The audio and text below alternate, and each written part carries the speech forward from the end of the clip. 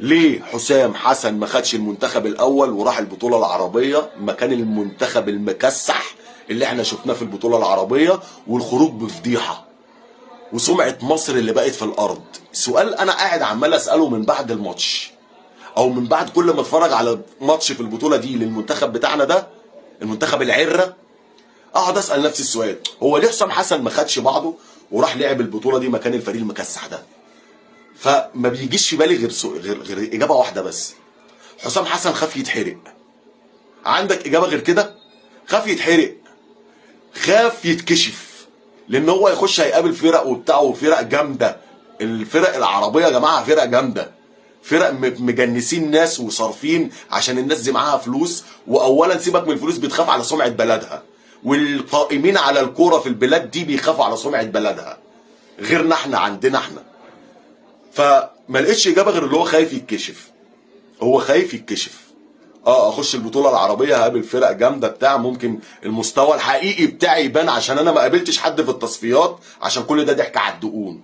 هو ما قابلش حد في التصفيات ولا في افريقيا ولا في كاس العالم. كل الفرق اللي قابلها خارج التصنيف مع احترامي للفرق اللي قابلها. فهو خاف اللي هو يتكشف، قال لك لا انا اروح بقى اخرج بفضيحه وبعد كده اقوم رايح في كاس افريقيا، او ممكن ما اروحش اصلا، لان هم يحطوا لي ده طعم واخد. لا لا لا لا لا، خليني يابا اهم حاجه سمعتي، واهم حاجه مكاني. انما سمعه مصر دي طز في مصر يا عم. ايه مصر؟ انا مالي يا عم، انا مالي يابا. كل واحد بيعمل لنفسه، انما ما حدش بيعمل لسمعه بلدنا اللي اتبهدلت. احنا ما عندناش كوره، ما عندناش كوره في مصر خالص. طول ما الاشكال اللي انت شايفها على الشاشه دي ما بتتغيرش، عمرك ما هتتقدم خطوه. النهارده عصام الحضري بعد ما خلص الماتش راح قناه الكاس عشان السبوبه، قاعد بيحلل اداء المنتخب اللي هو من ضمن الجهاز الفني. قاعد بيقول لك المنتخب انا ما عجبنيش اختيارات المدرب، ما كانتش موفقه، والاداء النهارده ما كانش كويس، وما عجبنيش اداء المنتخب. انت متخيل العبث اللي احنا فيه؟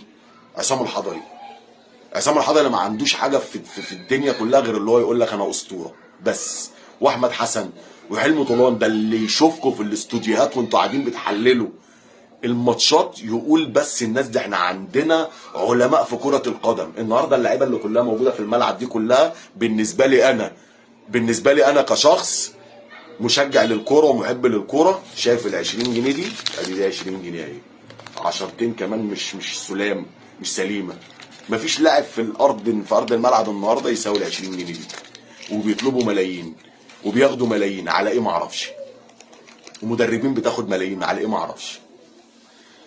انتوا عايزين مننا ايه؟ حسبي الله ونعم الوكيل يا جماعه. ده احنا الكوره دي احنا بنتنفس كوره، الحاجه الوحيده اللي بنقعد كده نتفرج عليها علشان خاطر يعني نتبسط شويه من الهم. الكوره حتى كرهتونا في الكوره والله. انا ما بقتش اتفرج على المنتخبات، ما بحبش المنتخبات بسبب الاشكال اللي ماسكه المنتخبات والقائمين على الرياضه في مصر.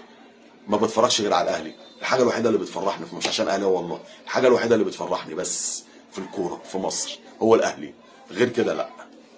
سلام.